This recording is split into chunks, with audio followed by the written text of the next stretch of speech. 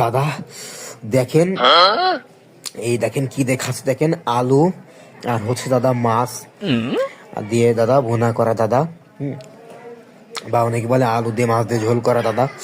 দেখেন কঠিন কি বড় একটা মাছের কলা দিছে দাদা আমার। কখন খাবো না আমি তোমার, হ্যাঁ আমি তোমার কখন খাবো না, কখন খাবো না আমি তোমার, কত কখন খাবো না আমি? কিন্তু সব খাবো নাকি? এই সব আমি আজকে খাই ফেলাবো আজকে, আমি কিছু রাখবো না আজকে। দেখেন দেখি একটু মাছ দাদা খাই, দেখি একটু কিরকম স্বাদ হইলো দাদা। বিসমিল্লাহ। তুমি এত স্বাদ হয়েছো আমার কাছে, তুমি এত স্বাদ হয়েছো আমার কাছে, কত তুমি এত স্বাদ হয়েছো, কি স্বাদ হয়েছো তুমি আমার কাছে? আলু আর তেলাপিয়া মাছ দাদা রান্না করলে দাদা কঠিন স্বাদ লাগে দাদা,